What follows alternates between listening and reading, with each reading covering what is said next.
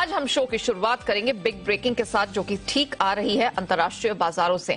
जी हां, SGX Nifty लगातार कुछ दिनों की स्ट्रेंथ के बाद आज भारी भरकम गिरावट लेकर खुला है। 150 अंकों की गिरावट है। 18,000 का लेवल अभी होल्ड हो रहा है। आगे दिन के दौरान क्या होता है देखने वाली बात होगी। जापानीज मार्केट तो है बंद। Dow futures flat to positive trade करने की कोशिश कर रहा है 32,200 के पास।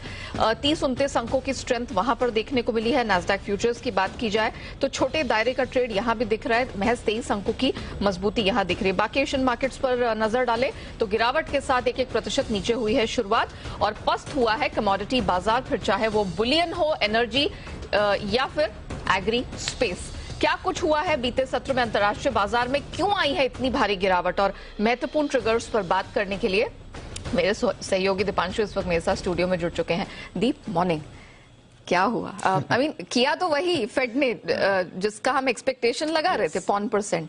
बोल क्या दिया जो हम पूरा बाजार इतना डर गया? एग्जैक्टली और हमने कल भी यही बात करी थी कि पॉलिसी में जो आएगा वो इतना इंपॉर्टेंट नहीं है, आगे की कमेंट्री बिल्कुल वैसे ही लग रहा है।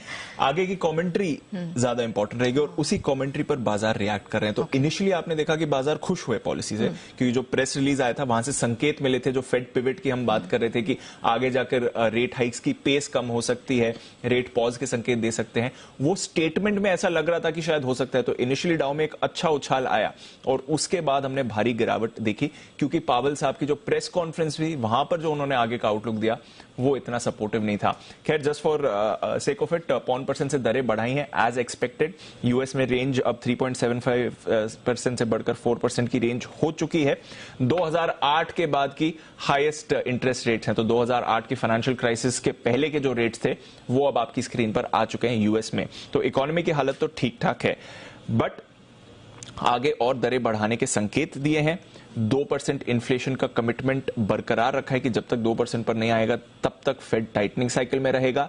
हालांकि फेड चेयरपर्सन साहब ने यह जरूर कहा कि या तो अगली पॉलिसी दिसंबर या उसके बाद वाली पॉलिसी में रेट की गति कम करने पर बातचीत हो सकती है। तो ये तो एक अच्छी बात थी, पर 3 ऐसी बड़ी बातें करी फेड चेयरमैन साहब ने जिसकी वजह से हमने बाजार पर ये इंपैक्ट देखा। और वो 3 बातों में सबसे पहली बात ये थी कि डेटा जो अभी आ रहा है उससे पता चल रहा है कि जो हमारा टर्मिनल रेट है वो 4.63% का सितंबर में अनुमान लगाया था, वो इससे ज्यादा हो सकता है। यानी कि आगे भी रेट्स और बढ़ सकते हैं, यानी कि 5% या उससे भी ज्यादा की रेंज में आपको फेड जाते हुए दिख सकता है। तो इसका सबसे बड़ा डर बना बाजार में। दूसरी बात थी कि जब तक काम पूरा नहीं होगा, यानी कि जब तक इन्फ्लेशन इतनी काबू में नहीं आता जो हमारा कंफर्ट लेवल हो, तब तक हम टाइटनिंग में रहेंगे, दरें बढ़ाते रहेंगे। यहां से बाजार चिंतित हुआ क्योंकि ये पिवट का सिग्नल बिल्कुल नहीं है। और तीसरी बात यह थी कि हां, ओवर टाइटनिंग का रिस्क है, जो सब लोग कह रहे हैं कि टाइटनिंग से रिसेशन आ सकता है, बट अंडर टाइटनिंग बड़ा रिस्क है। यानी कि इस समय जितनी दरें बढ़ानी चाहिए, अगर हमने उतनी दरें नहीं बढ़ाई तो उसका ज्यादा खतरा है। अगर ओवर टाइटनिंग हो जाती है तो आगे इकोनॉमी को सपोर्ट करने के लिए हम कुछ मेजर्स ला सकते हैं, बट अंडर टाइटनिंग इस समय बड़ा खतरा है। तो ये 3 बातें ऐसी थी जिसकी वजह से बाजार के सेंटिमेंट पर आपने असर देखा और इसलिए हमने देखा कि दिन की ऊंचाई से करीब 950 अंक गिरकर डाउ दिन के निचले स्तर पर बंद हुआ। ओवरऑल 500 अंकों की गिरावट देखें, बट ऊंचाई से देखें तो ऑलमोस्ट 1000 पॉइंट का स्विंग आपने डाउ में बनते हुए देखा। और ये कमेंट्री के बाद ही हमने इतनी बड़ी गिरावट देखी। इनफैक्ट S&P 500 2.5% गिरा, नैस्डैक में आपने ऑलमोस्ट 3.5% की गिरावट देखी, रसल 2000 ऑलमोस्ट 3.5% गिरा। तो अक्रॉस द बोर्ड इस कमेंट्री के बाद, इन 3 बड़ी बातों के बाद बाजार में भारी गिरावट आपने आती हुई देखी। बॉन्ड यील्ड 10 साल की बढ़कर 4.1% पर पहुंच चुकी है। वहां पर आपने उछाल देखा है। सारे आईटी स्टॉक्स फिसले हैं। लगभग पूरे बाजार में बेसिकली आपने कल प्रेशर बनते हुए देखा। तो ये 3 बातें थी जिसका इंपैक्ट आपने बाजार में देखा है। यूरोप में फिर भी ठीक ठाक हालात थे। आज बैंक ऑफ इंग्लैंड की पॉलिसी आएगी, वहां पर हमारी नजर बनी रहेगी। डॉलर इंडेक्स में हमने थोड़ी बढ़त देखी है जिसकी वजह से कमोडिटीज पर दबाव बना है। तो 1.5 हफ्ते की ऊंचाई पर डॉलर इंडेक्स है, 112 के पार आपको दिख रहा है।